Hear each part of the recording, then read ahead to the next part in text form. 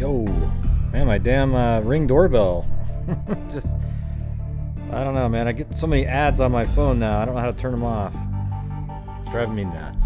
Driving me nuts. I know, on early again. Probably won't be that long of a show.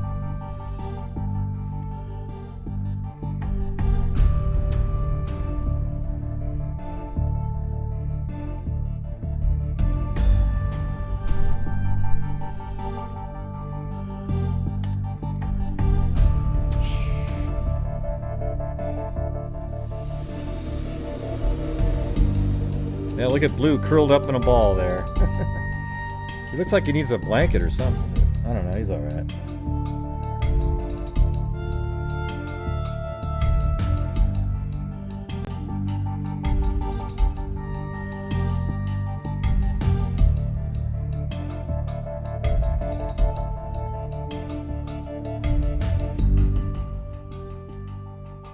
What's up?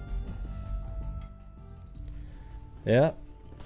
You know, here's one thing I was going to tell you guys. See, I was watching a live earlier. It was actually Miss, I don't know, Wonderful on a different thing. And she actually looked genuinely upset about her world or whatever.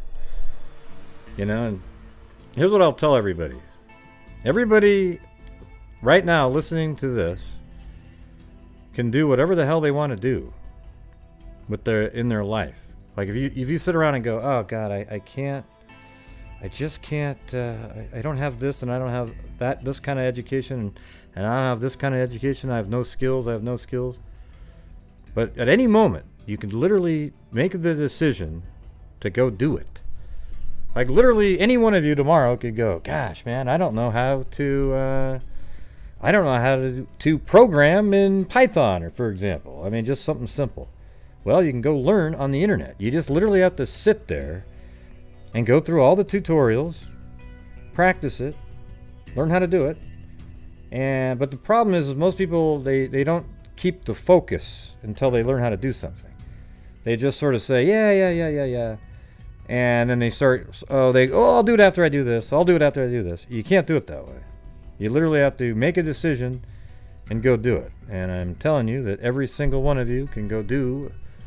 That might be a little too late for some of us to be astronauts, but you can do whatever the hell you want to do. Seriously. Just go do it. It's awesome.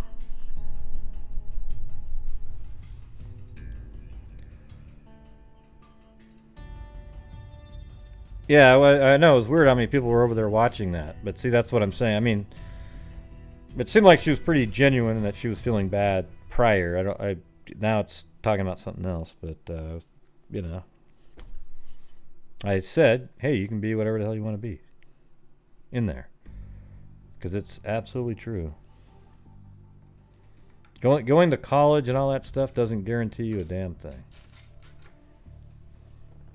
You gotta, when you learn something though, make it something that you enjoy, but it actually leads to something, you know, making money too, right? Like if you want to make money, find something you really like to do, and you'll probably end up making money doing it. But like if you have a kid, don't let him go to school to take, human studies. I mean, that doesn't lead to shit. Okay, they're gonna come out of there, and they won't have a nickel. It's amazing these majors that they have out there now that go towards doing nothing.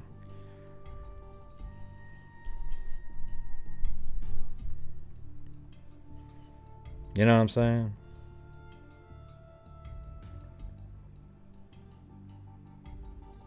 I don't know about that, Whiplash, but yeah.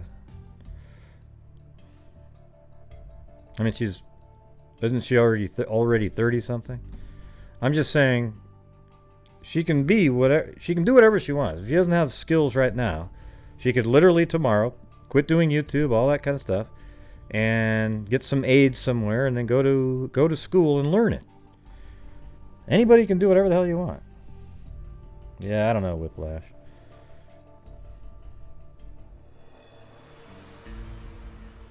But hopefully, yeah, it'd be great.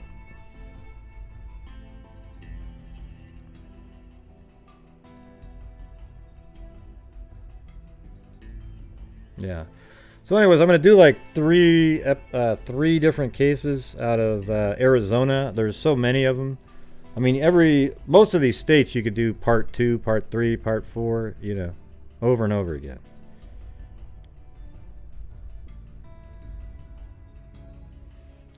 She's doing pretty good. She thanked everybody.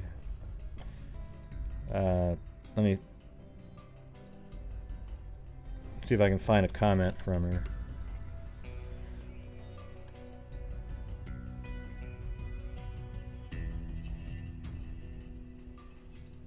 Yeah. So the thing is I kept sending her. I sent her all 4 of the clips that I could find of Stephen calling the show, and she said, "Thank you. Please." Let's see. I found another clip of a story he called in about. We'll get that to you. Well, I didn't find it, but I remembered it, and one of the freaks found it. Is what I typed in. See, even on a private message, I didn't take credit for something I didn't do. Okay? There you go. I mean, if that doesn't prove to you guys that, then I don't know what. All right. Thank you. Please do. Tomorrow is his viewing. I'm dreading it and still can't believe it. He really got... well, hold on. Let me turn this shit down. He really got so much happiness from you all, and he would be overjoyed to know the support you all have shown to our families. And then I said I removed segments with me talking so it would fit into the 25 megabyte max size. She said, "Thank you, Gray. You are a blessing to our family. I want to thank you all again for your support and donations to our family. The service was beautiful. Thank you for bringing joy into his tough life." And I said, "I'm glad to have known him. I'm sorry for your loss. I'm glad we could help make this day a little better." So there you go. I don't want to keep bugging her. I think that's kind of, you know, at that point you just sort of, you know, I'll check in with her at some point, but I don't want to keep bombarding her all the time.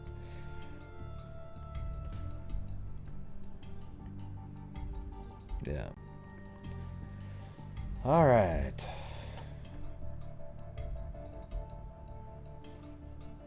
Let's see. Let me switch over to a different screen.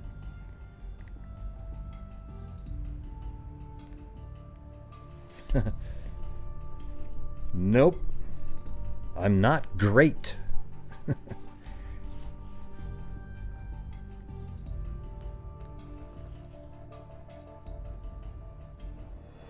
Yeah. I mean, the thing is all of us have shitty days, and the honest to God truth is, you know, during the Kanika days and other times, I've been in chats bashing away. What I mean chats is like in a Facebook group. That's just kind of what happens. You know, it's a nightmare. Somebody attacks you, then you attack back, and you know, I guess it was called being in the YouTube streets. And I guess the streets are continuing. But I have a troll that keeps trying to threaten me about, "We're going to expose you. We are going to put you on the wall of shame." Really? Oh, wow. Okay, well, go ahead. I want you to play... Listen to you guys. When my shed was... Let's say they really are that psycho and they went over and interviewed a neighbor of mine. Somebody. I doubt they did that, but let's just pretend that happened. That they were that psycho. Well, I've told you a million times that when the lady came over for my shed to tell me that I couldn't build the shed there, I wasn't kind at all. I mean, I literally was like, what the hell are you doing here? I'm up there screwing in hooks up on a ladder. And she's telling me, "Well, we're going to have you move your shed." After I just spent $7,000 or $8,000, I mean, it was like $2,000 for the thing it was on, and then $6,000 for the shed because we were trying to replace our garage. And she's over there telling me, oh, you got to move it. You got to move it. And, well, she was trying to be like, here's what they were trying to do. They were trying to give me a shakedown to get a payment. Like if I'd said, hey, would $1,000 make it go away? That's what they were trying to do, right? Because it turns out at the end, I had no violations on their property, but I had a window on the side of it that was too close to my other neighbor who didn't give a shit. So I had to pay $200 to fix that. Yeah, so I just sat there and went nuts on it. I just went like, wow, you are the kind of person that makes life shitty. That's what I said to her. Over and over again. Then she just kind of backed away, walked away to her car and left. Because she was an absolute moron. I mean, who does that? You walk over to your freaking property and start telling you can't build something that's in the backyard amongst trees. So the only thing I blocked was the view of our house. What were they doing? Spying on us? I mean, it's ridiculous. Anyways, so yes, that didn't turn out well. So please interview that person and let's hear, because I'm sure it'll be exactly as bad as I'm saying. But I know that never happened. Nobody's that psycho to literally go call somebody's neighbor up and say, hey, how's Gray? And if you are, you're an embarrassment to mankind. All right?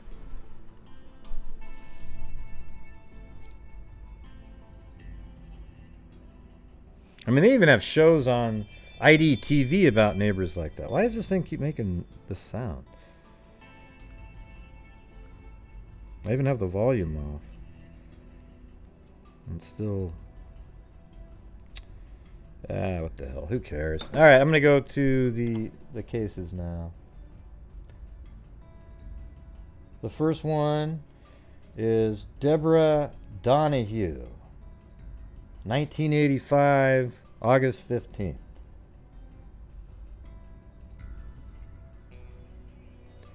Alright, Tucson police fear woman was slain. Police suspect that a woman whose body was found Thursday may have been the victim of a homicide. Police spokeswoman Stella Bay said 31-year-old Deborah J. Donahue was found dead at her home at 2813 West Sherrill just after 5:30 p.m. Thursday. Bay said Donahue's death did not appear to be of natural causes and was being treated as a homicide. Tucson police were called to the scene by a male acquaintance of Donahue. Called to the scene by a male acquaintance. Interesting.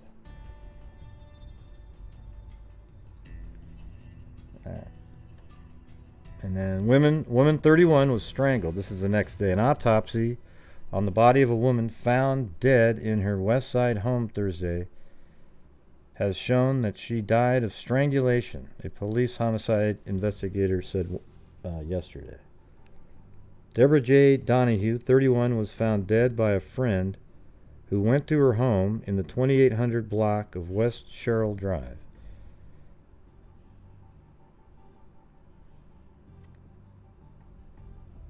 And this is an apartment complex, so we don't have the exact one, but somewhere in here. In, looks like Tucson, I think, if I remember right. Hey, look at that, a good flyby location.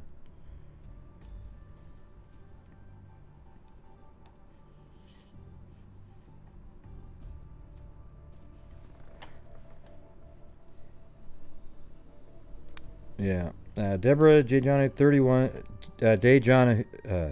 Deborah J. Donahue, 31, was found dead by a friend who went to her home at the 2800 block of West Sherrill Drive Thursday afternoon. Investigators have been treating the case as a murder, but Homicide Sergeant Ron Penning said yesterday that police have no suspects or possible motives for the killing. An investigation is continuing, he said.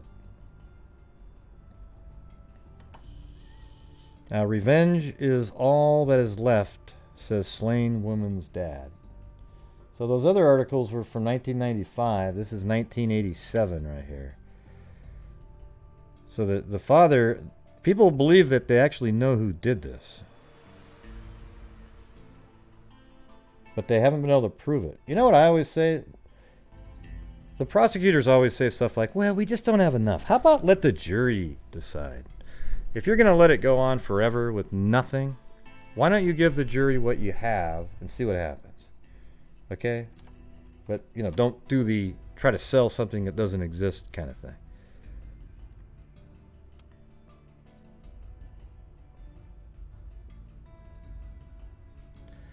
Bob Stonebreaker says he knows who murdered his only child and he plans to kill. Listen how direct this father is of this lady.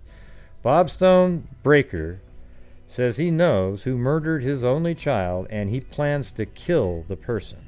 Slowly, painfully, he says. Death is the only thing that'll satisfy me, said the father of Deborah Donahue, strangled in her Tucson home in August 1985. I want to get even, he says. The death of his 31-year-old daughter has become his life. Bob and Deb had a special relationship, said Stonebreaker's wife, Ruth. I knew in my mind if anything ever happened to her, it would be very hard on him. He is so lost. Bob Stonebreaker fished with his daughter in Colorado and Wyoming reservoirs and streams until she became a boy-crazy teenager. When she was 16, he smoked marijuana with her. Wow, what a great dad. Because he wanted to share the experience. The Stonebreakers opened their home to Deborah's high school friends. The teenagers, parents should be parents, not buddies, okay? The Stonebreakers opened their home to Deborah's high school friends. The teenagers played pool in the basement until 2 a.m. on weekends or midnight during the week.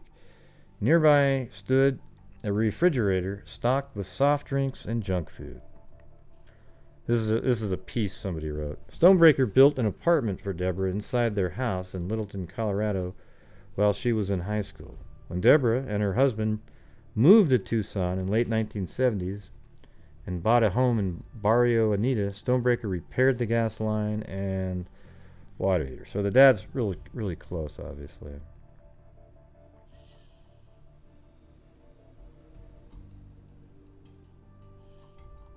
Let's see. The son of a barber and a beautician, and started working at J.C. Penney at age 14 by the early 1960s. This is the son, I guess. Or is this him? Bob Stonebreaker, 58, once was an enterprising businessman. See, this is from 1997, I believe. Yeah, 87, excuse me. So this was written 2 years after she was murdered.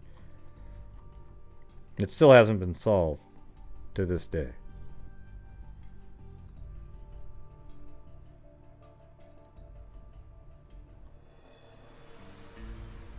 Let's see.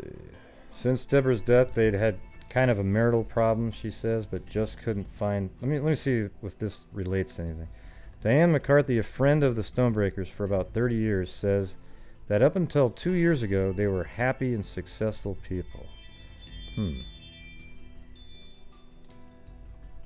Since Deborah's death, they've had kind of a marital problem, she says, but just couldn't find himself. Bob just couldn't find himself.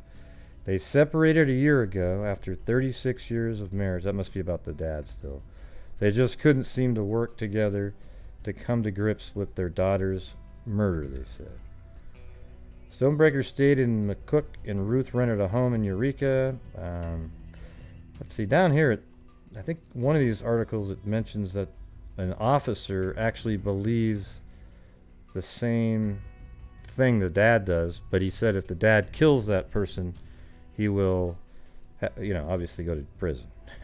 Stonebreaker takes about 20 photographs of Deborah shot at J.C. Penney over the years out of one of the drawers.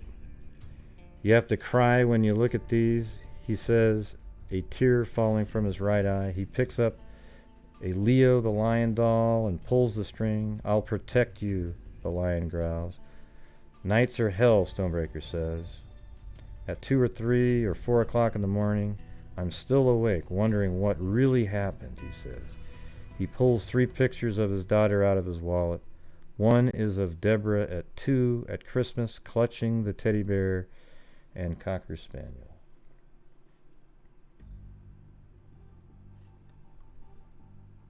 Yeah, so there's a certain point in here where it gets to the, let's see. Stonebreaker says he and Deborah had a pledge. When one of them died, the other was to pour a glass of wine after the burial. According to their pact, whoever was in heaven would break the glass, proving there was a hereafter. Let's see. August 16, 1985. Okay, the nightmare began at bedtime on August 16, 1985. Stonebreaker immediately chartered a plane to Tucson, and they flew out of McCook, Nebraska at 2 a.m. During the next days, they made arrangements to fly Deborah's body to Kansas to be buried. Her cats and dogs were put to sleep. Wow, that sucks. They took her clothes to the Salvation Army and bought a blue nightgown for her to be buried in.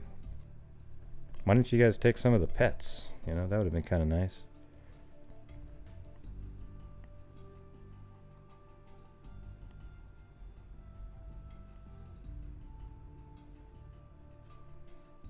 Man, my mouse isn't working. It's all over the place. Okay, so here's the part about the officer right here.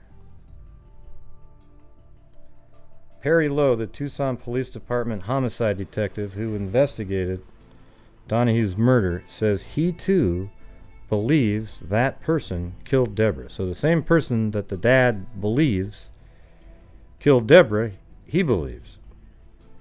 I know more about this case than 9 out of the 10 cases I handle, Lowe says. But if Stonebreaker hurts the person, he will be prosecuted, Lowe says. As much as I dislike the fact that we can't prove this beyond the shadow of a doubt, we've got to live with the system, Lowe says. The person denies killing her, and the person's lawyer says he is considering legal action against Stonebreaker. His sole purpose in mind is to provoke my client, the lawyer says. I understand how his feelings are, but nevertheless, he has continued to violate my client's rights. I wonder what the... See, this is just sort of like Cheryl Coker, you know? The guy just never... I don't even know who it is. A boyfriend or an ex. They don't get specific at all. It's just one of those cases that somebody got strangled. People know who did it. They can't prove it. So, boom. Forget it. But why not bring forth the evidence that you might... They might not have anything, though. They just believe it's him based on the totality of sort of anecdotal information about her life, but they just can't prove it whatsoever. And that's it. It sucks. It's kind of weird that they put all the pets to sleep. I think I would have, if I was a family member, I would have wanted to keep one. You know, something to remember your child by. And not only that, you're just sort of putting them to sleep.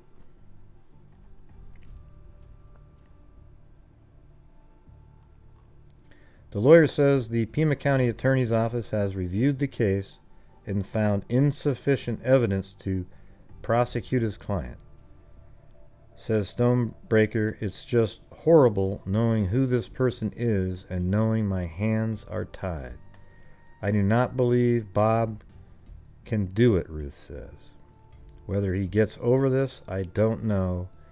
You live with a person as many years as we have, and you think you know every aspect of him, and you really don't. The Stonebreakers look good despite their ordeal.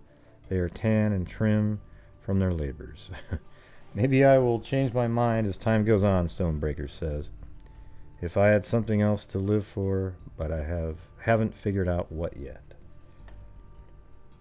Poor guy.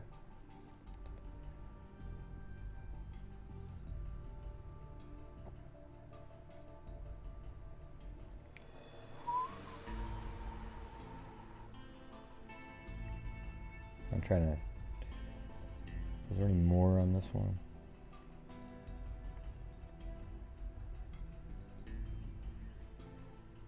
Yeah, so there's a 2012, in that case, article. So they were testing items, so they need to do that again now, hopefully.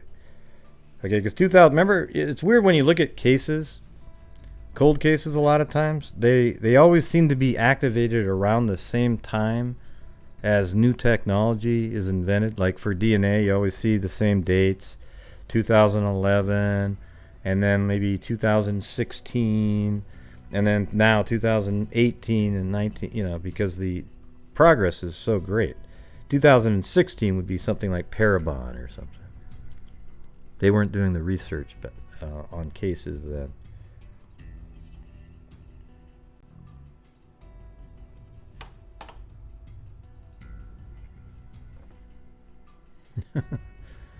Yeah. Yeah, I could sort of tell like there's no notifications went out on this show. But that's okay. Like nobody was in the chat beforehand, so that's when you know, oh boy.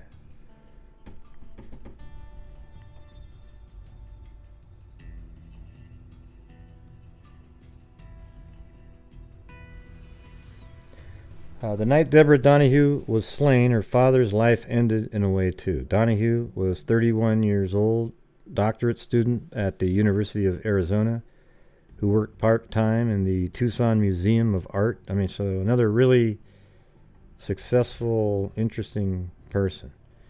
On the evening of August 15th, 1985, a friend went to Donahue's condominium in the 2800 block of West Sherrill Drive to visit and found her dead. Investigators estimated she had been strangled between 11 the previous night and 4 a.m. August 15th.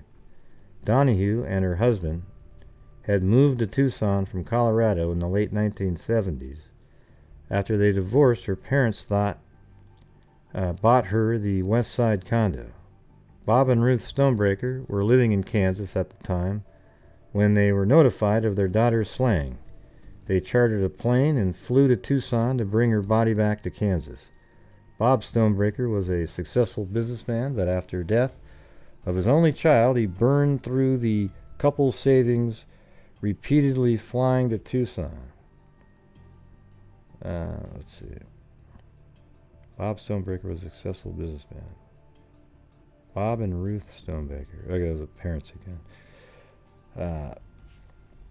Burned through the couple's savings, repeatedly flying to Tucson, staying for up to 5 weeks at a time to investigate his daughter's murder. Tucson police investigators had a suspect in the case, but the Pima County Attorney's Office declined to prosecute, citing insufficient evidence, according to a 1987 Arizona Daily Star article. Undaunted, Stonebreaker harassed the suspect with phone calls and letters. During his multiple visits to Tucson, Stonebreaker followed the suspect, taunted him with shouts, threatened him, and kept watch outside the suspect's home and workplace to no avail. Wow. I mean, he wanted to catch this guy. I mean, I understand why.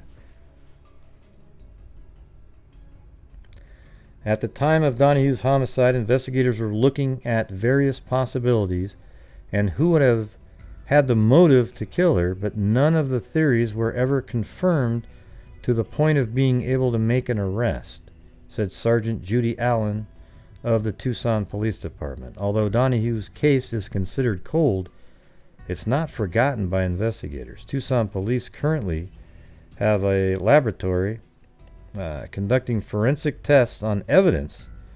Allen said samples were tested in 2010 and 2011, and the department is still awaiting results on some of those tests.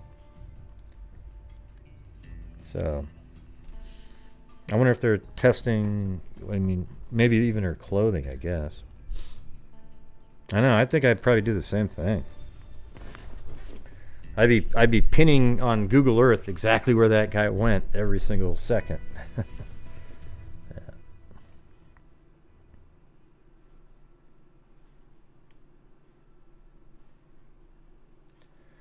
All right, now I'm going to move on to another cold case. Another Deborah, too.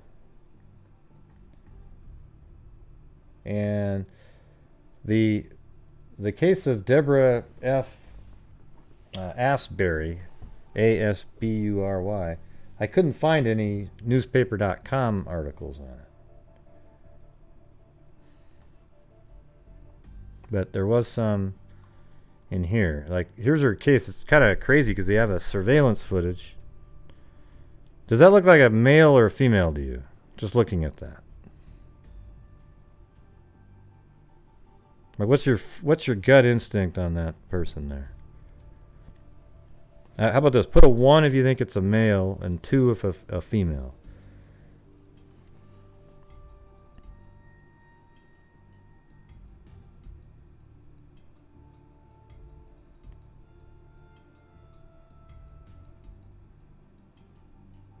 Yeah. So looks like most of you, well, I mean, it's not, I'd say about 55 to 45% male.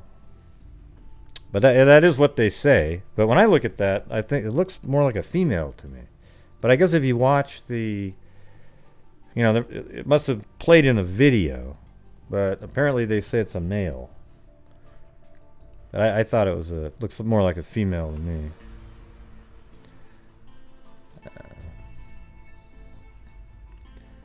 So I'll just go through these articles here. So Deborah Asbury was blanketed with souvenirs from her killers by the time she was discovered March 22nd, 1985. There was the bite mark on the 27-year-old's left breast, the distinct boot print behind her thighs, a strand of dark-colored hair in her hand. Okay, well, hey, Parabon, everybody start getting going on this. Hopefully you guys still have the strand of hair.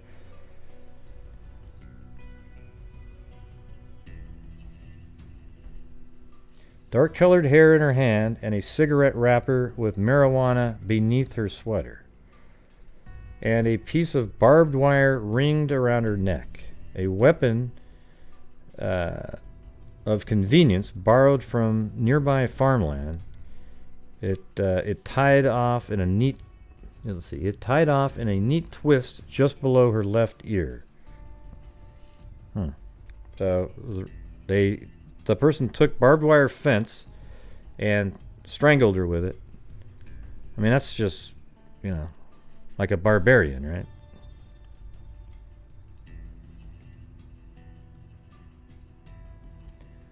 The trove of evidence helped detectives piece together a profile of the men who took her life, but it failed to deliver where it mattered most. Lab tests run on at various times over the past 31 years could not point police to a solid suspect. Well, let's see when this article was written. This is let's see, 2016. All right, so that's just before, this is February 2016, just before Parabon and everything. So if I was you guys, I'd send it in again.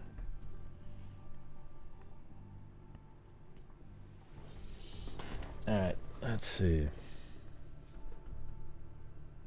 The blood found on the barbed wire belonged to Asbury, said Dominique Rotenberg, a detective on Phoenix Police Cold Case Squad. Bite marks and shoe impressions are valuable only when accompanied by a comparable suspect. Police are hoping that now, even 3 decades after her murder, the public can help identify the men who were with Asbury the night she was seen alive. And this is, I believe, March 22nd, 1985 is when she was found. The 21st, she was still alive. So this is the night she's still alive. It wouldn't have been unusual for Asbury to go out to a bar on her own, and it wouldn't have been unusual for her to accept a ride home Rosenberg said it in a recent interview. It appears that what she did on March 21st, 1985, she was a known regular at a bar called Mr. Lucky's at 43rd Avenue and Thomas Road. Let's see if we can find that. I think this is in Tucson, right?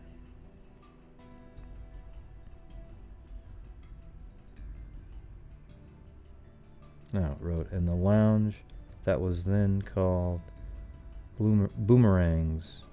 Okay, let's see. Let me do this one first.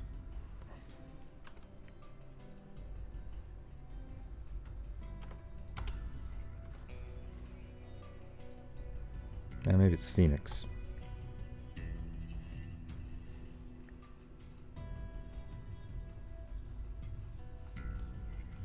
So this is the second bar that she was at. I wonder if it's still named that.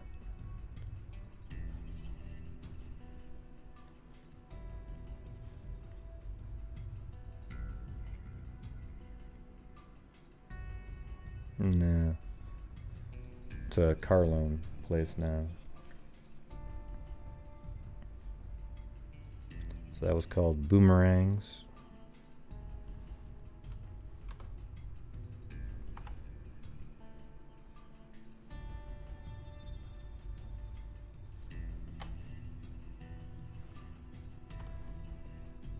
Alright.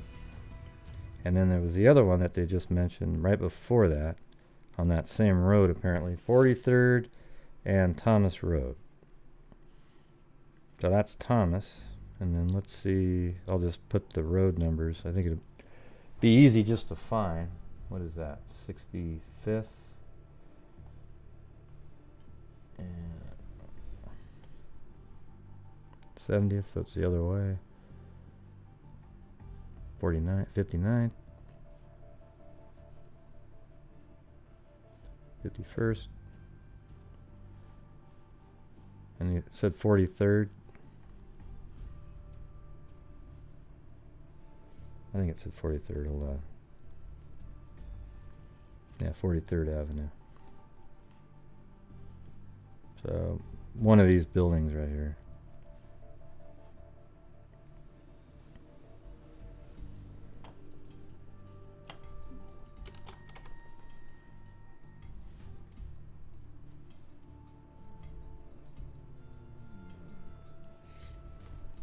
Yeah. And the thing is so she normally hangs out at these bars, and her body was found right here. Somewhere right around in here. It said just south of the football stadium in a dirt area. And I think we could probably do the Google Earth and go back to, let's see, if we go back to 1997. There's a football field still there.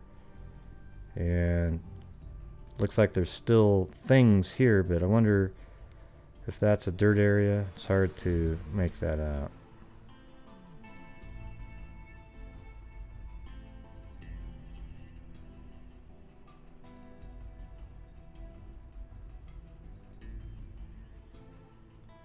Oh, so look at that.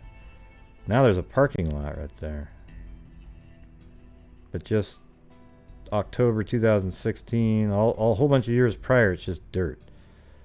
So I'm kind of wondering if it was like in this area right there.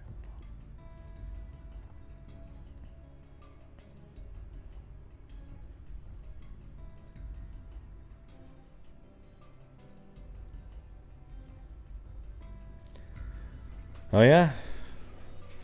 When did you hear about me over there, Dixie?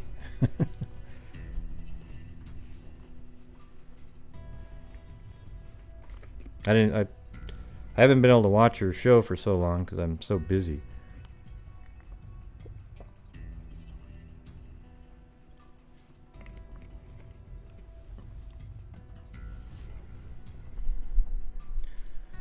So the daughter of the man Asbury lived with. Let's see, the daughter of the man. The daughter of the man Asbury lived with said two men picked up Asbury at her home near 71st Avenue and Indian School Road. So let's see where that is. 71st and Indian School Road.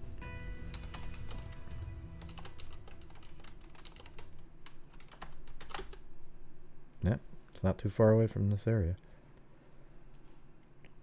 So we'll just say in this area. I don't have the exact address.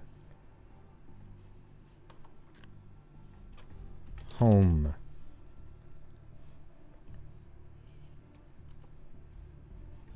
So 2 men picked her up there.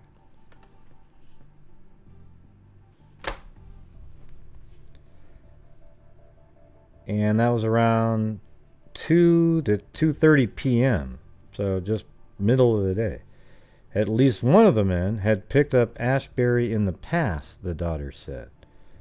Witnesses at Boomerangs said they saw Asbury with 2 men getting into a 1960s model red pickup truck with primer spots. So it was being painted. Let's see. I think that's what that means. Okay, this is Boomerangs here. So they were seen at Boomerangs. He was picked up here. You know, maybe drove like this down that highway, went to Boomerangs. And another bar that she hangs out is this one over here. I didn't have the name of it. Hey, thanks, Erie Ferry. Yeah.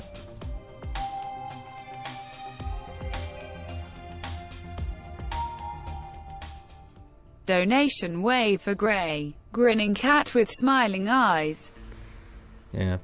You know, there might have been DNA on the bite mark, but when you're looking back at 1980 something, they weren't even thinking about that back then.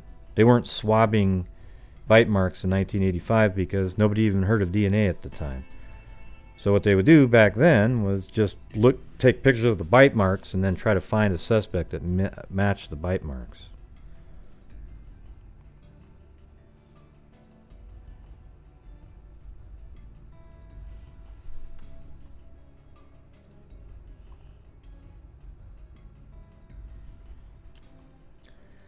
Alright, so let me get back to the here. Witnesses at Boomerang said they last saw Asbury with 2 white men getting into a 1960s model red pickup truck with primer spots. Asbury's body was discovered the next morning on a dirt mound just south of oh, now I can get this better. Just south of Trevor Brown High School football field. On a dirt mound, huh? Jesus. She was wearing blue Levi's, a white blouse with flowers, a white bra, white knit sweater, and high-top tennis shoes. The blouse was open and her breasts were exposed, but her bra was still intact. And see, here we're back to this again. See, that's her right there. And then this is a person of interest. One of the white men that they're looking for.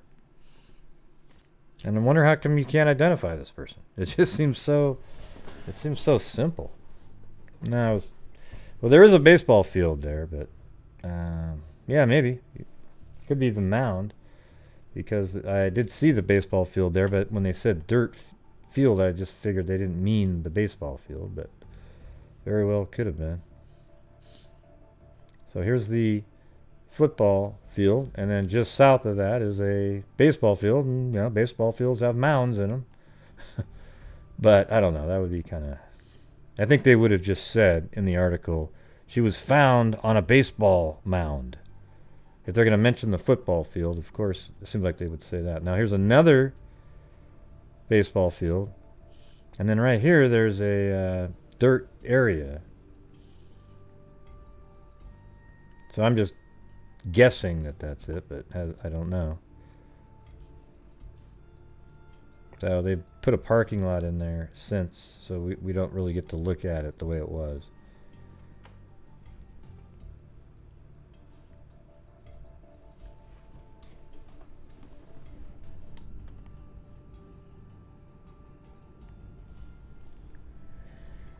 All right.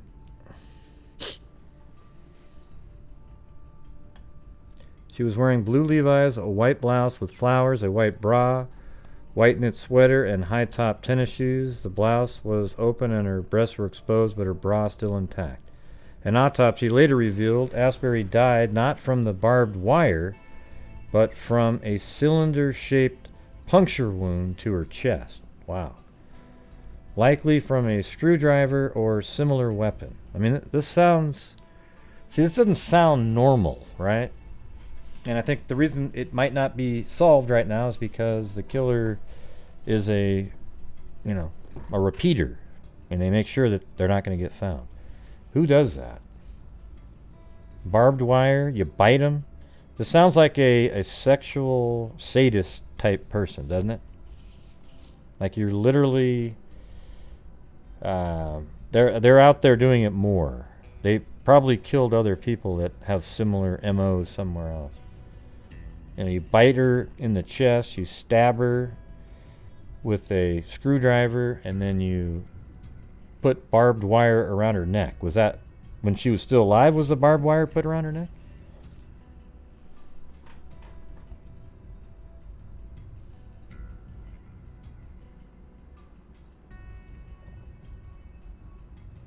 Yeah, the original let's see. An autopsy later revealed Asbury died from the barbed wire, not from the barbed wire, but from the cylinder-shaped puncture wound to the chest, likely a screwdriver or similar weapon. I remember the original detective telling me that it was overkill, said Tina Baldino, who was a close friend of Asbury. Well, it's overkill for a regular person. That's right. Still to this day, it's something I can't forget. Yeah, it does sort of have the Ted Bundy feel to it, doesn't it? Same, you got, I think it's in the era, right? Was Bundy still out killing in 85? When was Bundy actually arrested? I know he got executed in 90 something, like early 90.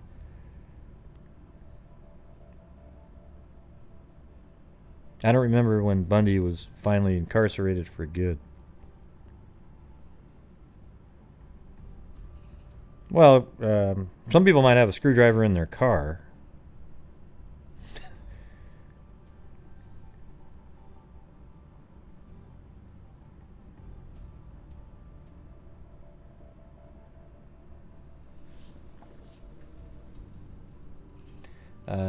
Let's see. The best leads is the next part here. Asbury wasn't tied to one man by the time she died. Baldino said she had an on-again, off-again boyfriend and had previously dated the older man with whom she was living. Police couldn't tie either to the murder. Baldino described her friend as free spirit and said it wouldn't have surprised her if she went off on an adventure with a different guy. We were so young, Baldino said. We just didn't think that these things were going to happen. We were just having fun, you know. A week before death, Asbury was captured by ATM surveillance camera with a different man whom no one recognized. He looked to be in his mid to late 20s with blonde, wavy hair.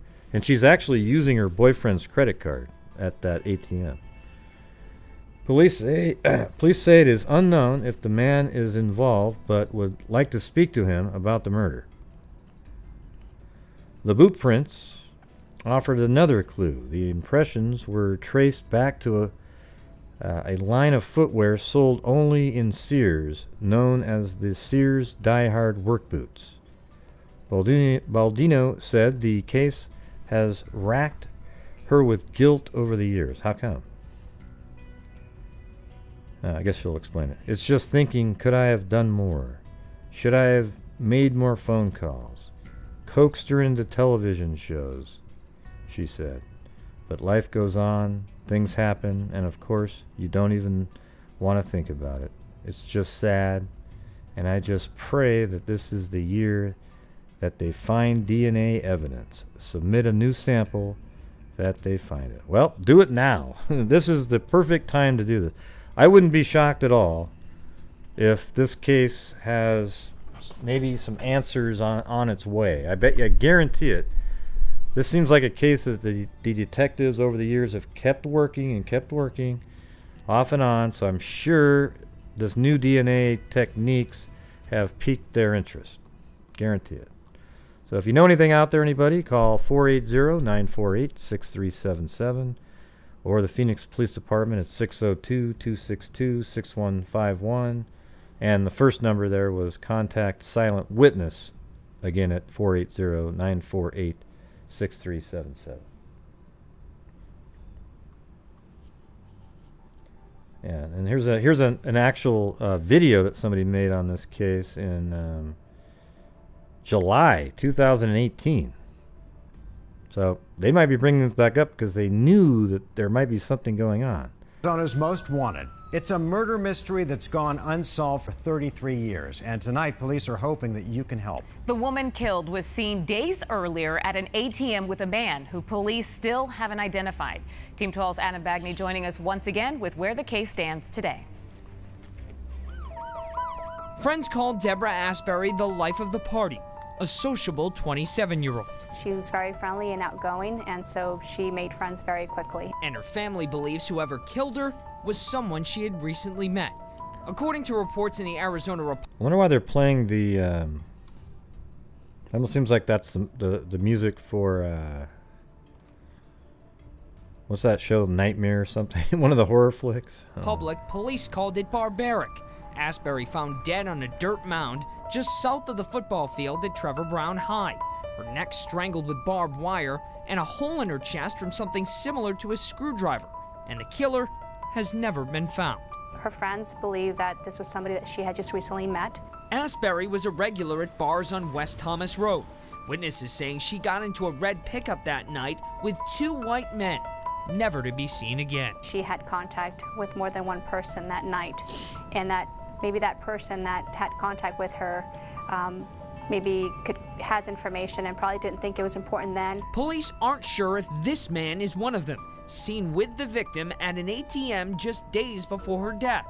He's been deemed a person of interest, but no one knows who he is. So we believe that that person that's with her, person of interest, but no one knows who he is. So we believe that that person that's with her in that video is someone that we would like to identify and speak to. A mystery since March of '85, with police desperate for a tip. But it was days before. From anyone. To be honest with you, we were hoping that someone maybe knew something back then, didn't feel comfortable enough to come forward then. 30 years later, this case is still not solved. Yeah, but the thing is, it's just not out there enough. I've never heard of this case before, and we're just sort of seeing it.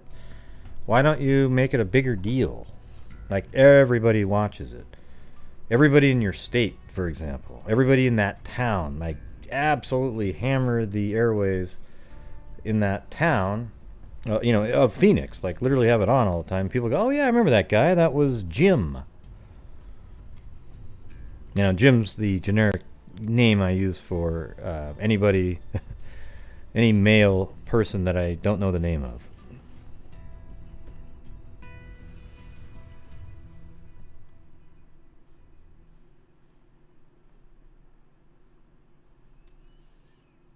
Let's see. Yeah, I don't know if this is any different than the other article other than it had the video. Let's see. This is a 2016 as well.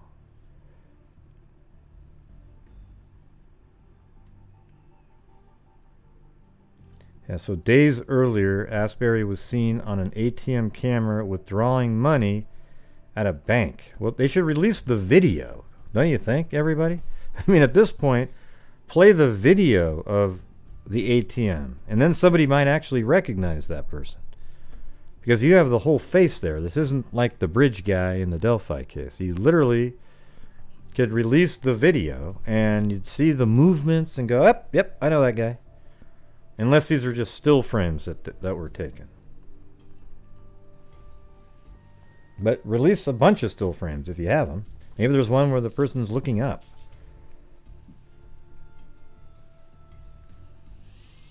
They're just hoping somebody recognizes the person in the picture or recognizes the description of the truck and calls police. Well, That's a long time ago at this point. 31 years as the time of this article.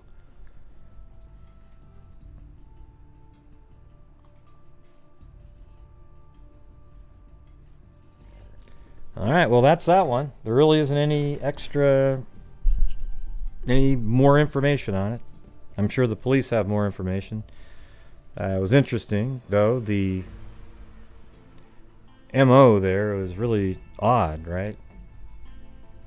Pulled her breasts out from her bra, but didn't undo the bra, and bit her left breast, and then she had barbed wire around her neck, tied together just below her left ear, and then a hole in her chest, and that's actually what killed her, from probably a screwdriver. I mean, what a freaking monster. A barbarian, as it were.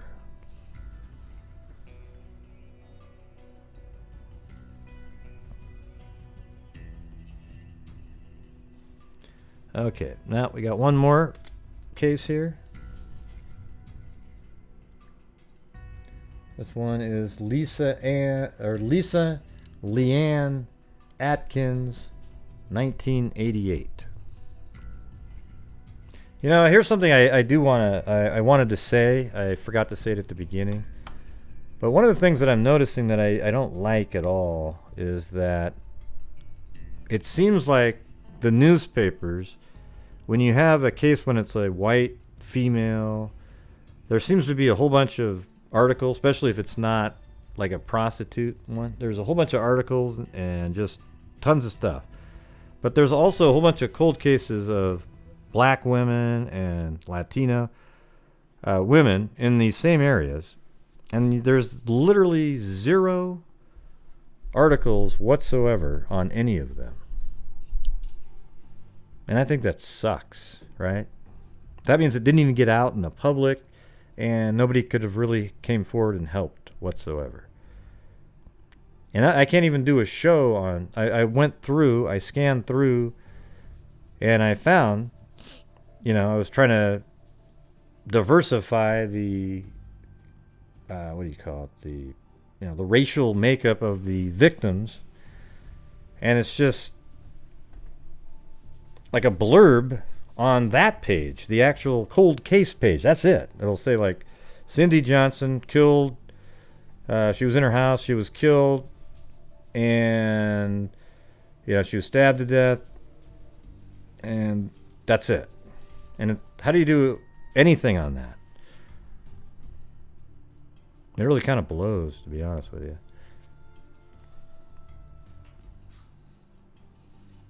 I mean, if that's all you have just in the cold case page, and you don't even have any newspaper articles whatsoever. Yeah, so that's definitely something I've noticed. All right, so this is LeAnn Atkins, 1988.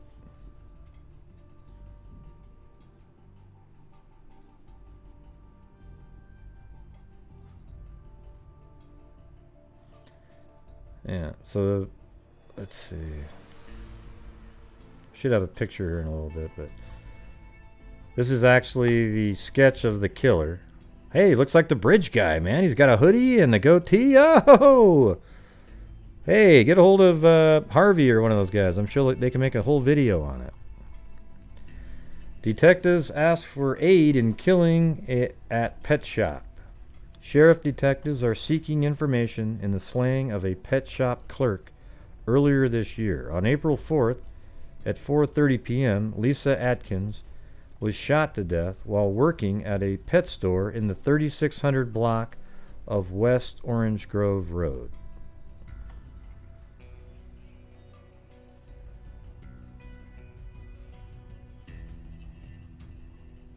Hold on, I gotta fix this one. These are supposed to be on this one.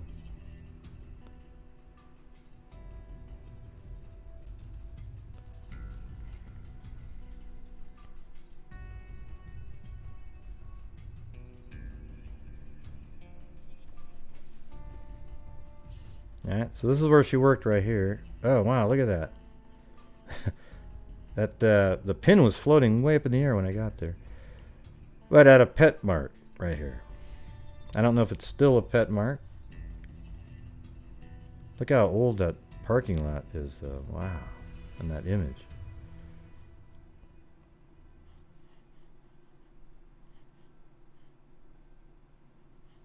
I know Pet Marts are still out there, but maybe this one just didn't survive.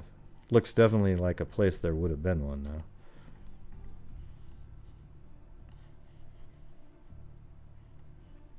That afternoon, the suspect had entered the pet store and walked to the back where the fish tanks are located, and then made his way up to the counter, examining shelves along the way.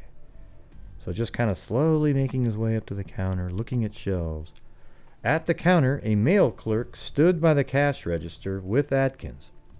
So just try to picture this in your mind. The suspect approached the counter, asked for all the money in the register, and told a child in the store to get down on the floor. As the mail clerk attempted to open the cash register, the suspect shot and killed Atkins. The suspect then told the child, "Hey, thank you, Nurse Wanderlust."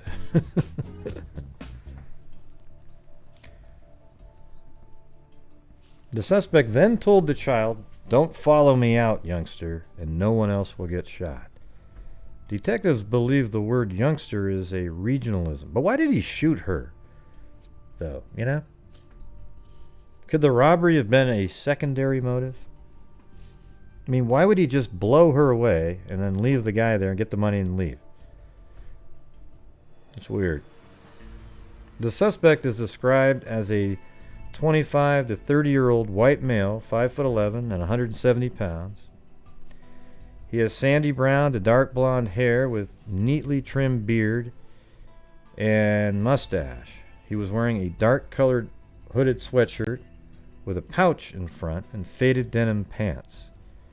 Detectives also are interested in speaking with the driver of an older model green pickup with wooden sides or white camper shell seen in the area after the shooting. The Pima County, so there's phone numbers here, but these are all invalid at this point. You got to refresh then, because I'm not dropping any frames or anything. Yeah, got a green. See that?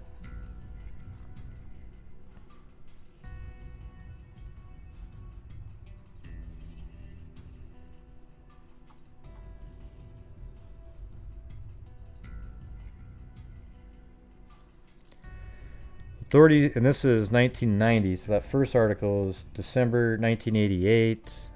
Here's 1990. Lisa LeAnn Atkins loved her son, her family, and her job at the pet store. But on April 4th, 1988, her life quickly and violently ended during a robbery at the village pet mart where she worked as a clerk. Horrified witnesses watched as Atkins, 22, was shot in the head for apparently no reason. Yeah, see, there you go. No reason at all. See, I think there is a reason. That's the thing, is I think it doesn't make sense that you would just include a murder in a simple robbery. You had the money, the guy was getting down to get the money, and then you blow her away? There's something else going on there. You wonder if she knew him, and he knew that, and then he killed her. The killer managed to escape with the day's receipts and has eluded authorities for 2.5 years. This is 1990. Today, Atkins' son Scott is 3.5 years old. He lives with Atkins' mother, stepfather, and 15-year-old sister. Scotty is asking questions, said Martha. The answers are difficult for him. Let's see. She continues to hope her daughter's killer will be caught, but does not believe he will. She is not even sure if the killer's arrest would make her feel any better. Yep, well, she was right about the first part there. I really don't hate the guy now. I hate when people... You know what? I hate that more when people say that. Like, if anybody killed somebody in my family, I would never not hate that person. I don't have the ability... you know, I don't even know how anybody literally has the ability to go, hey, I forgive you. You know, yes, you blew her brains out and everything. But listen, I'm really... I'm a forgiving type of person, and I just want to... It's just ridiculous. It's almost like they want us to be cool or something. Because I don't even think it's possible to do that, but I think they think it's cool to say it. You know? Oh, wow, yeah, I forgive you for blowing their brains out. Oh, and in the last case, yeah, I forgive you for putting barbed wire around my daughter's neck and stabbing her in the chest with a screwdriver. Oh, and then biting her breast prior to that. You know, I forgive you for that.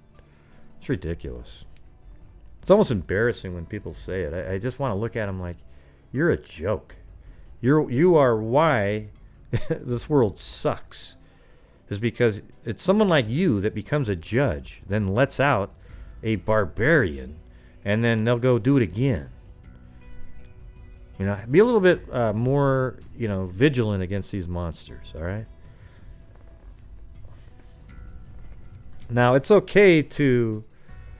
You know, I don't know. I mean, that's just what I feel. I don't want to say everybody. That's just how I feel. And to be honest with you, other people aren't embarrassing that think that way. I just, I don't understand it whatsoever, and I could never do it. And maybe some people have the capacity to do that. I don't. Okay? So, if you can forgive somebody, I guess that makes you a hell of a lot better than me, because I wouldn't be able to do it. Alright? Yeah, I mean, I understand why people do the forgiveness, because holding on to that hate for all those years can eat you alive. So you end up just forgiving the person, and then you're able to sort of get rid of that hate part. And, hey, if they make an arrest someday, that's great. But this person seems like they wouldn't even... what did they say at the end? Yeah, arrest wouldn't even make them feel any better, so maybe that's the reason. Well, why not forgive then? And I just can't do it. Yeah, I know it's part of what religion is, you know. I think forgiveness is just part of humanity. I just couldn't do it.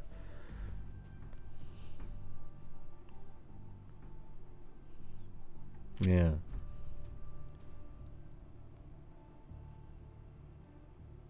Yeah, it's definitely... for you. So I take back what I said. I don't think it's you're like I don't think there's anything wrong with you. I just can't do it. All right. And I apologize that I'm not able. I would never be able to do something like that. If I had a sister, well, I have a stepsister, but if somebody did anything like that to her, I wouldn't be sitting around going, hey, man, I forgive you. You know, you have to pay. But, hey, you mind if I come visit again? Maybe we can go watch Barney Fife together. Just couldn't do it.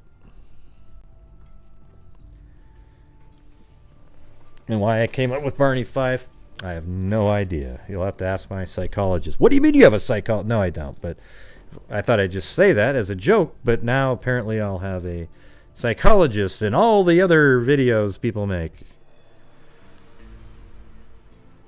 Yeah, I am being honest. I don't understand the ability to forgive somebody that murdered my own family member.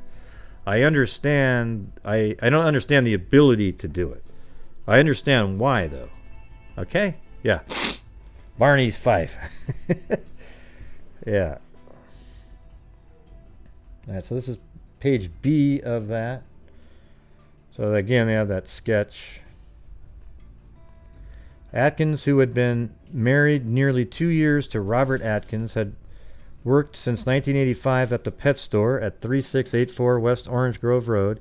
She began work there shortly after graduating from Flowing Wells High School and hoped to build a career in the pet business, said her mother and her boss, John Walsh. John Walsh, owner of the Village Pet Mart and the Tropics of Tucson. She was a very dedicated young lady, Walsh said of Atkins. We depended on her 100%. Atkins was working her regular shift when a man walked into the store about 4:30 p.m.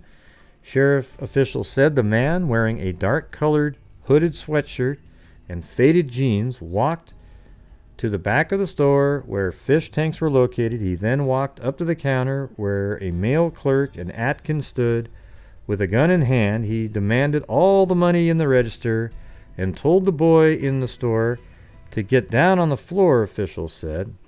As the male clerk, there was a little kid in the store. As the male clerk attempted to open the register, the man shot and killed Atkins. So as he bent down, he shot her. Like, what in the hell is that? That's crazy. As the male clerk attempted to open the register, the man shot and killed Atkins. The man then told the boy, "Don't follow me out, youngster." I thought I read where maybe that youngster is actually her kid. A man possibly matching the description of the suspect was seen driving a green color model pickup with wooden sides or a white camper near the area at the time of the shooting. The gunman was described by a witness as 25 to 30, about 5'11", 170 pounds, with sandy brown or dark blonde hair. He had a mustache and beard. Walsh, who opened Village Pet Mart in 1984, said he believes the killer panicked during the robbery. I don't think so. I don't believe he went in there to shoot anybody. So he just shot her? I mean, how's that panicking? If he was panicking, he would have shot the guy too. I personally believe it was a fluke thing. There was nothing anyone could have done to prevent it.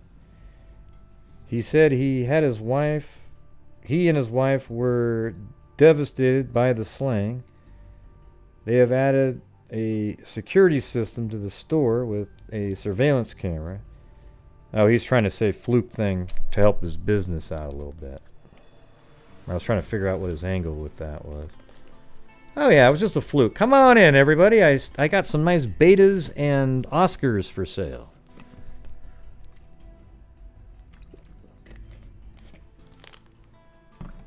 So I don't know if that's the mother or father, but Donahue said her daughter loved animals. As a teenager, she had a Samoyed dog that she sold to buy her first car. Wow. That didn't even make any sense. Wow, my daughter loves animals, but not so much that she wouldn't sell one to buy a car. I mean, you get the... I don't know if I read that right, but it sure seemed ironic, didn't it? Yeah, let me... Did I read that wrong? Let me see. Donahue said her daughter loved animals. As a matter of fact, as a teenager, she had a Samoyed dog that she sold to buy her first car.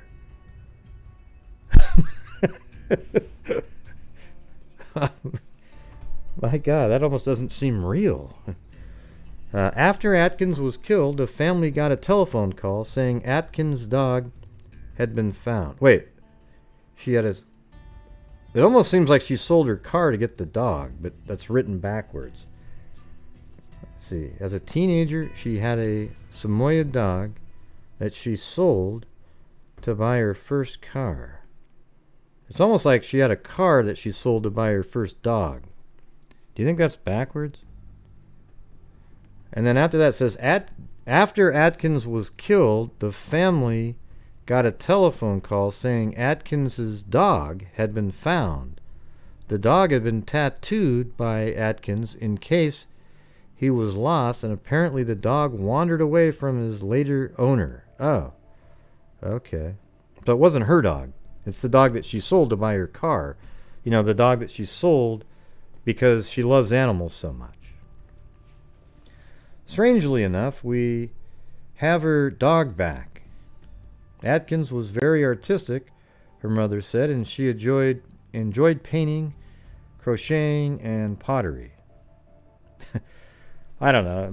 You can love animals, and if she sold the dog and gave it to an owner that was could really take care of it at the time and better than her, great.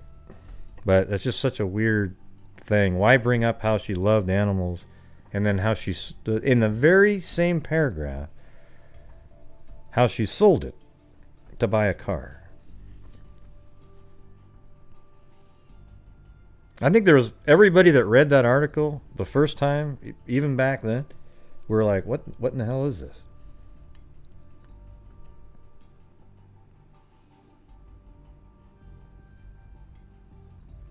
Some theorize that this is a very cold-blooded man, she said. Some theorize the killer was passing through town when he stopped in at the store, which is not far from Interstate 10.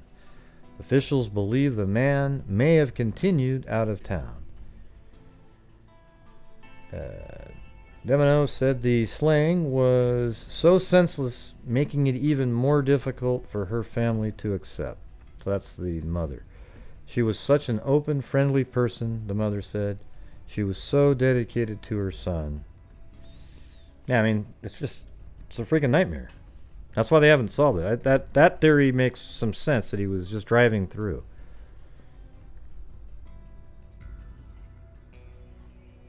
And let's see if we can... Yeah, and isn't this going to be Highway 10? There's Highway 10 right there.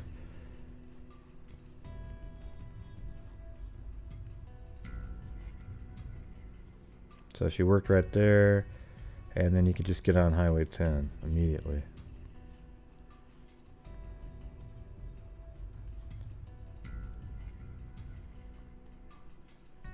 And this is from December 23rd, 2009. This is somebody, they brought it up again. There was like a series that they were putting out. Store clerk LeAnn Atkins had just ended a telephone call with her mother. So that's a new piece of information. When a hooded stranger walked into the Village Pet Mart at 3684 West Orange Grove Road on April 4th, 1988. Atkins was checking on her 13-month-old son, who her mother was babysitting. So that wasn't her kid in the store. The 22-year-old and a male clerk, so she had just called home to check on her own child. The 22-year-old and a male clerk were standing at the checkout counter when the hooded man pulled out a gun and demanded money. The nervous male clerk fumbled with the keys to open the register and dropped them. When he bent down to retrieve the keys, the robber shot and killed Atkins. That's a little bit more specific. Atkins' case is open and currently being investigated, said Deputy Dawn Barkman, a spokeswoman for the Sheriff's Department. And you know what sucks about this is there's going to be no DNA or anything. The only evidence they might have is the bullet itself. And any casing that might have been left, if it wasn't a revolver, and maybe fingerprints on the shell, something like that.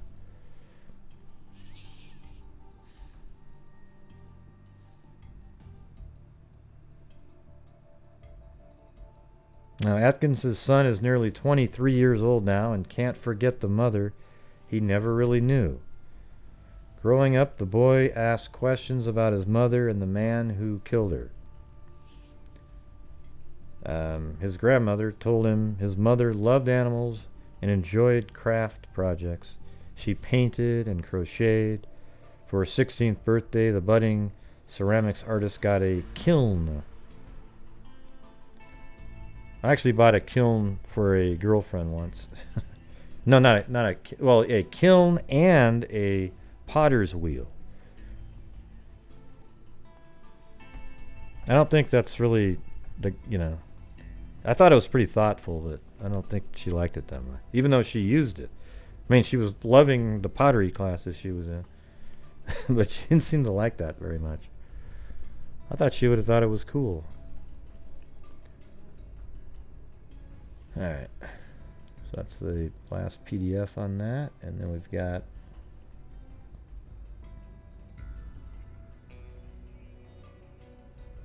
so this is the last this is an article that was from November 8th, 2018. It's so weird that all these stories pop up kind of recently, and then when I find them in these newspapers articles, they're really old from the 80s, and then there's even some really recently. So let's see if there's anything. We'll just go through this one. The murder of a young woman in broad daylight with an eyewitness is still unsolved more than 30 years later. Lisa LeAnn Atkins was born in 1966, so she is 1 year younger than me. It's a day her mother, Martha, we'll just say Martha, will never forget. She was fun-loving, Martha said. She loved animals, absolutely adored animals, until she needs to buy a car. Then, okay, I'm just goofing around. I don't want to make her seem bad. You know, she's a young kid. She needed a car. And maybe that allowed her to take even better care of animals. The need of the many outweigh the needs of the one or the few, right? One of the animals Lisa loved was a parrot that squawked in the background. At age 21, Lisa gave birth to a baby of her own. Scott, his grandmother, Martha, was the first person to hold him. So where's the father in this? Could this be a Melissa Pesky type situation? Where you send somebody into the store, instead of driving down a freeway shooting through a window, you've got somebody that, you know, who knows, right?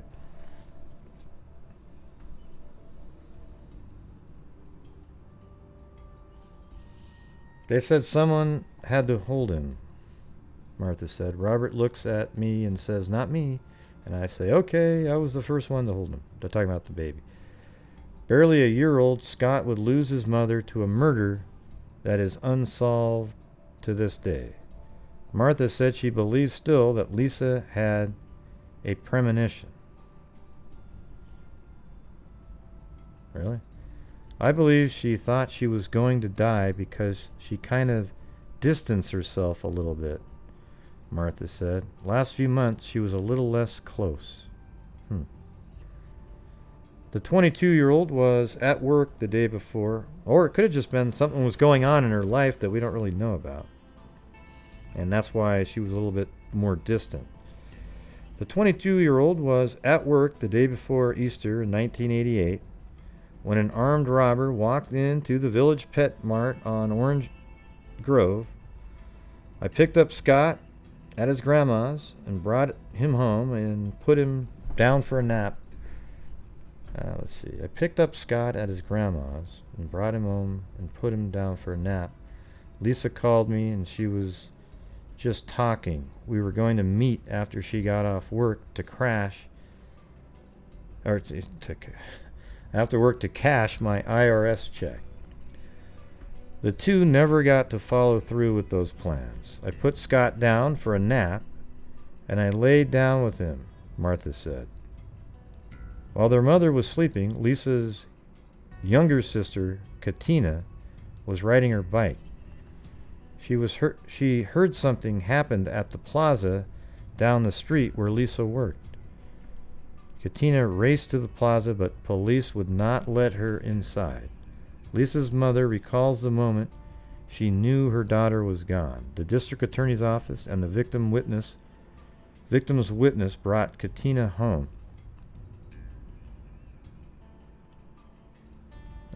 As soon as I saw the man, I knew she was dead.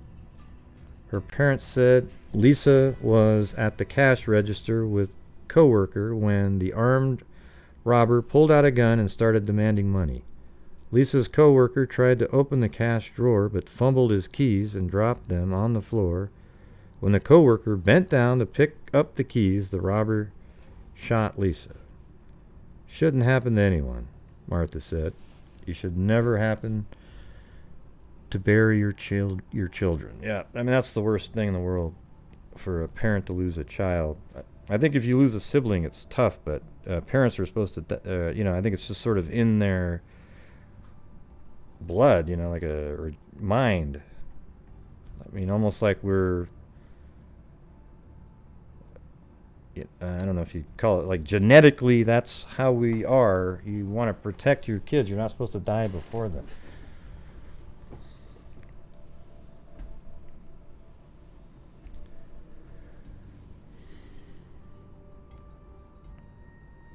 The Pima County Sheriff's Department released a sketch showing a bearded man with sanding hair in his late 20s. He's described as 5'11" tall, weighing about 170 pounds.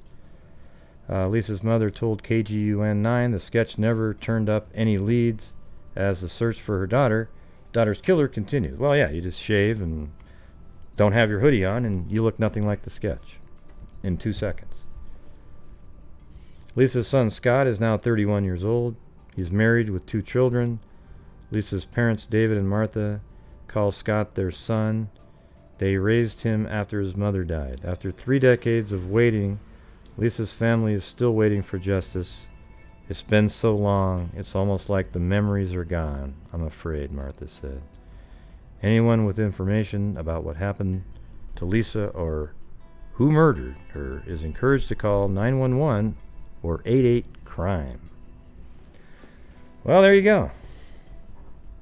Now, it sort of reminds me of the family member that talked to me in the Tina Losser case.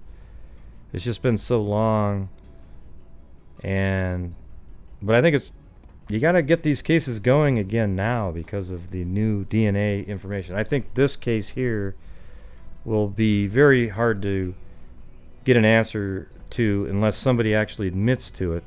But I wonder if they looked up at just different angles of that, because it doesn't seem like he panicked.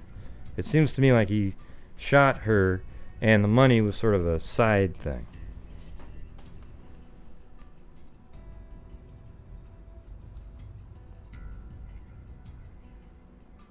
Yeah, I'm pretty sure he got the money. And if he didn't get the money, then I think that would even prove it more. But anyways, everybody, that was it for the show tonight. It's a little bit shorter than normal, but that was it. And I am going to rest for the rest of the evening.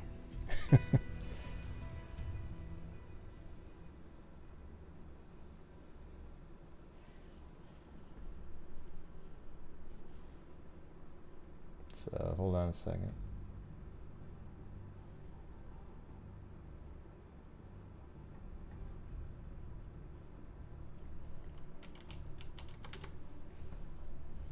Today is so just during the day today, I don't know when that was. No, it was yesterday, hold on.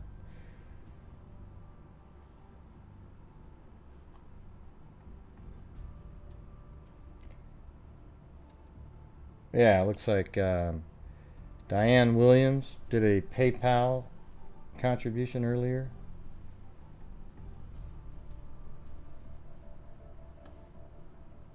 And I think that's it. And then also on this show, I know it was a quick one. And last night you guys were all so generous with the donations. Today I was just like, bah. The fact that anybody sent me anything, I appreciate it.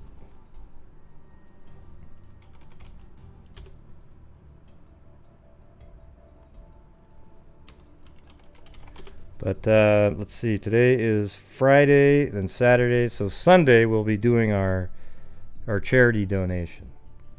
Probably going to do DNA Dough Project again.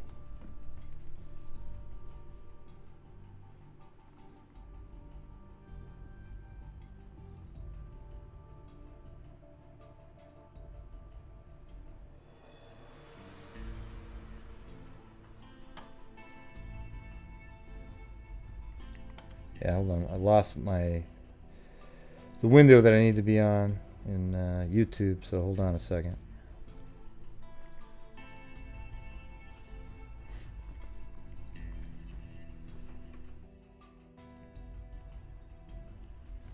Yeah, and thank you to the Erie Fairy on Super Chats. All right.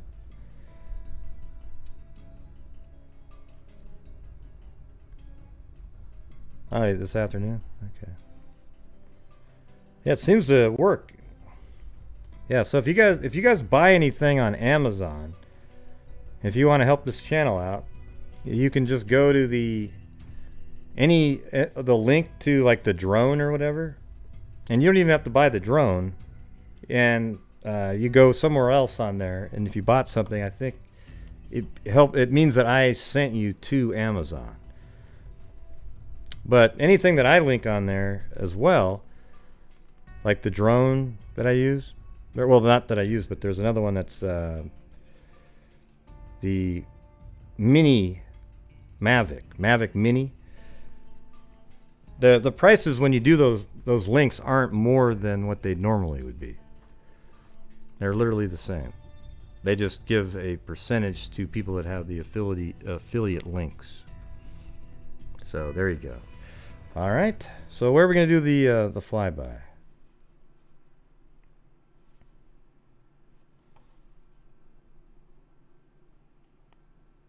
And thank you, Sooner History.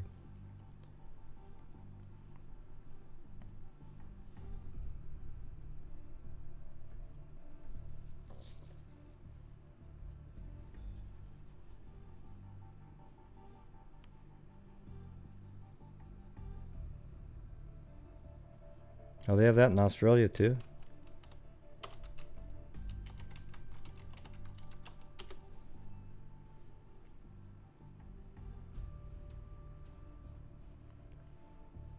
Yeah, looks horrible, the map.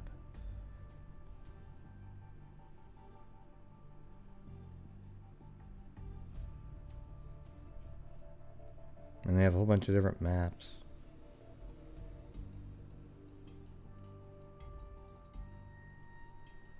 Well, I could try it.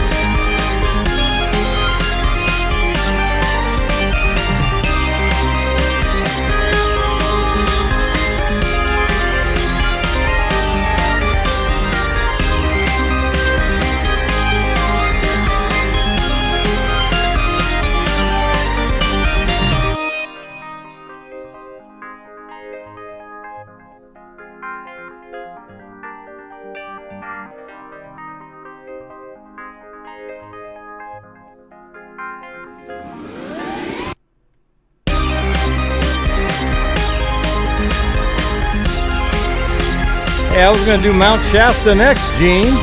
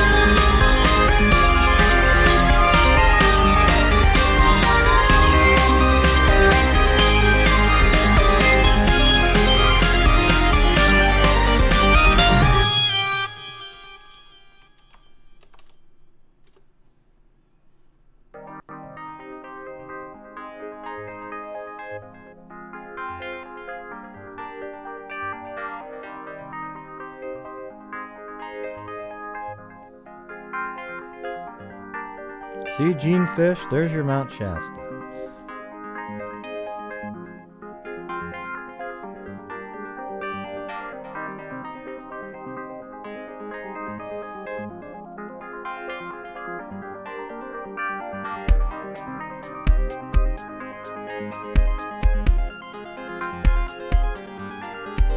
Yeah, Andy seemed to be doing pretty well.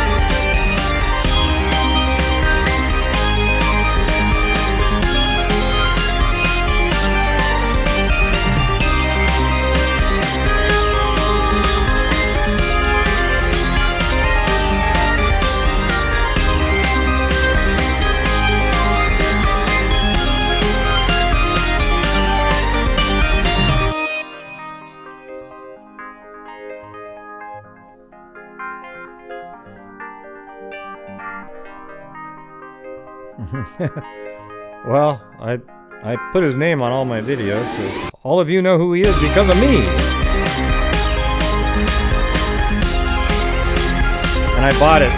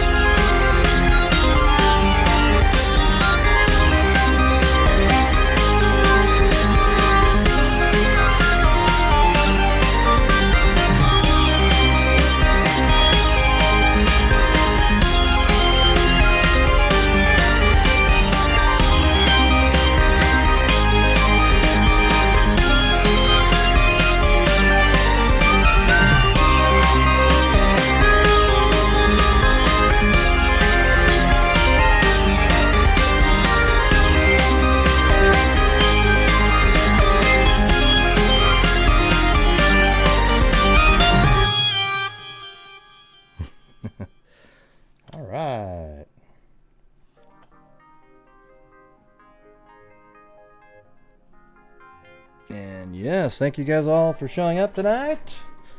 Going over those three cold cases in Arizona. Never heard of any of them. It sucks. That seems like one of them has a pretty good chance of being solved. The second one that we covered. Seems like something can be done with there's got to be some DNA involved with her. Has to be. All right. So that's it for the show, and as I always say, everybody, until next time, be safe out there.